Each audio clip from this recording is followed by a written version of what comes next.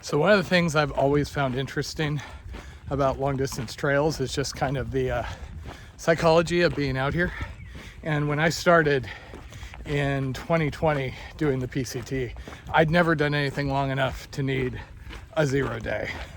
Meaning, you don't hike at all. Any of my trips, even when I did the JMT, I was so rushed just because I only had so much time off work that every day it was push as hard as I could. And I had a set end date where I knew I could stop, where I knew I could recover, so I could push as hard as I wanted to. And then I come out and do the PCT. All of a sudden, you got 4 to 6 months, 2,500 miles ahead of you, and it changes. Now, a lot of people, when they start out, are super excited. You see people like screaming, yelling. They're hiking with friends, on those first couple of miles. First couple of days, there's just kind of an energy around a lot of folks. And then the pain starts and that settles down a little. Interestingly enough, that hasn't been me. I suffer from a disease called realism. So I remember looking at the mile 1 sign on the PCT and going, oh, what have I gotten myself into? Seeing the months and months ahead, and just that seemed almost undoable. And I mean, now that's kind of the cool factor of this. Setting out to hike even one of the shorter trails, take like the Arizona Trail, it's 800 miles, relatively easy. That's crazy to walk that.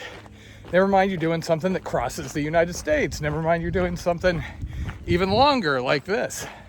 And when I'm out here, I basically just lose myself in the day-to-day.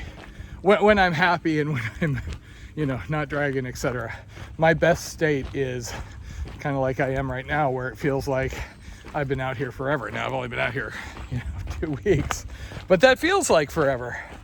And there is no concept of what I need to do after I get back off trail, because that's so far in the future. I mean, if everything goes to plan, I probably got 260 some more days out here hiking. So I find myself just kind of losing myself in the day-to-day, getting through the day. Generally, I go through kind of phases. Start out in the morning, coffee's hitting, I'm super enthusiastic. Middle of the day, things start to slow down.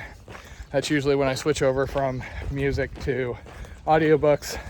And then by mid to late afternoon, usually things are starting to drag quite a bit. You're tired, things are hurting, maybe chafing is acting up, and I start just looking forward to that camp at the end of the day. When I am at my worst out here, I just mentally am telling myself, just get to the tent, just get to the end of the day.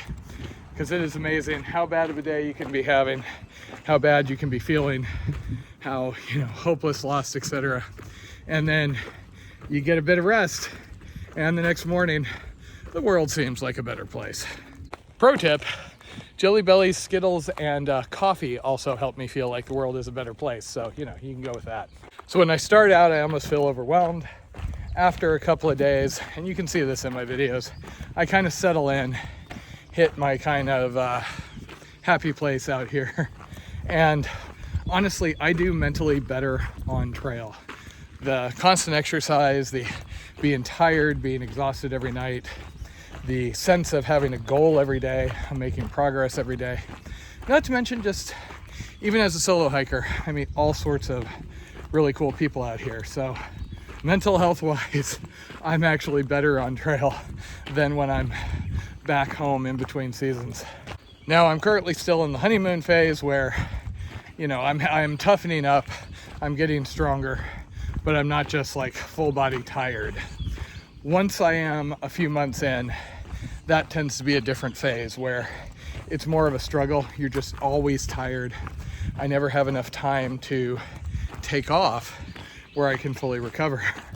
I joke that once I start, I'm not fully recovered until I get off trail at the end of the season. And then once I get close to the end, that's a whole other thing. I'm usually so tired, I'm not looking to rush. I'm struggling to make even a reasonable number of miles sometimes, just because of the tiredness. For example, on my 300-day hike, the Key West up one, When I started the AT, I was doing solid 25s going out of Springer.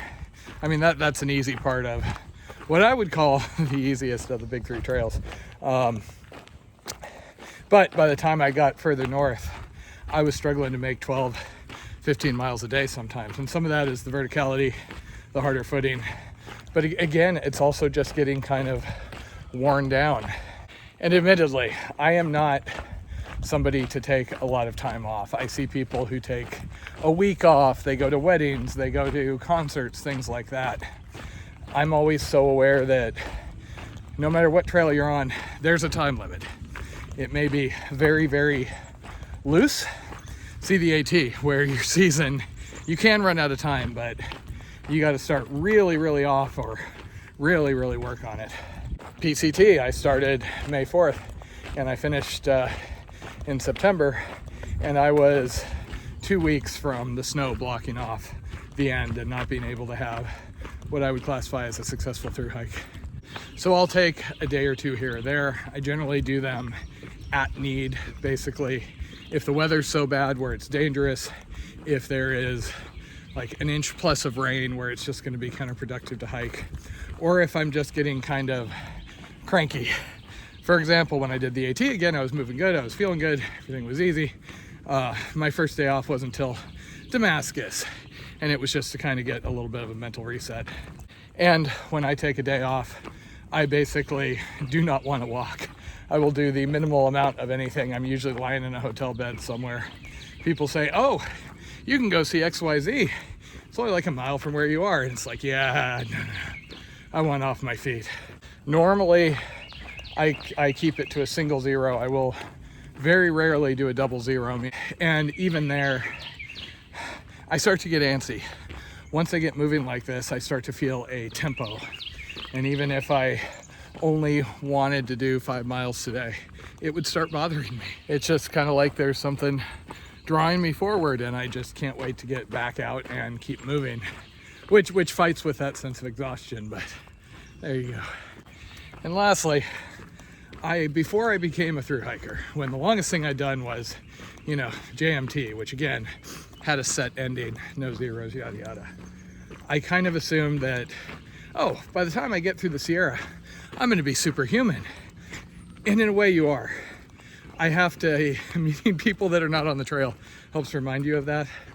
But while I am doing big miles, injuries accumulate. I mean, the northern end of every trail I've done, it has been a bunch of people basically walking wounded, feet hurting, yada yada. My feet had this sharp stabbing pain for the last, 1,000 miles through Oregon and Washington. It wasn't going to stop me, but I was not superhuman. Northern California, I was having pack rash issues. My feet were having issues. You get in good shape, but you also just, or I do, world's most okayish thru hiker, accumulate injuries. And it seems like the people that do these things successfully, we just learn to kind of like put our head down and barrel forward and don't sweat the small stuff. Small stuff being weather, bugs, fire, etc., etc. So that's how it works for me, at least. I am always curious with other people. I largely don't watch other people's videos or spend too much time following other social media hikers, just because I notice a lot of, social media happy, whatever you want to call it, where they're just over the top. And I have literally seen somebody posting, spouting poetry about how they're having an amazing time and they love the state, yada yada, and you run into them on trail and they're sobbing, miserable, and all they want to do is go home. Granted, I do at least partially attribute my success out on this sort of thing to not having a super comfortable life to go back to. When Jen and I had the van, when we were in the campgrounds, it's not like I'm mentally going, I wish I was back home. We don't have pets. My partner, Jen, comes out and joins me here. So I've mostly divested myself of any of those anchors. And I really think things like that are a big factor on why people end up quitting. I remember watching a video by somebody who talked about why their first through hike failed, and they had met their now husband right before the trail. So they were out on the trail just constantly feeling like they were missing out and wanting to get back home. Versus me, I miss my friends. I miss Jen, obviously. I miss the community around the wilderness course. So it's not that I'm completely cut off from anything back, quote unquote, home, but there's nothing to go back to. I mean, other than Jen and campgrounds. That rental is gone. We won't be going back there. So this is my life now, I guess. So I had intended to record videos like this when I was off trail. Unfortunately, things were very, very busy for those 3 months. So I thought I would try it while I'm walking, assuming I'm in a quiet spot, and see how it comes off. So let me know if you found this interesting. I may end up doing more of these little supplemental episodes. And I am always interested to hear how other people get through these things, their mindset, if they have the same experience. I have known some superhumans that they're out here kicking ass, taking names, and seem to be in a completely different headspace. So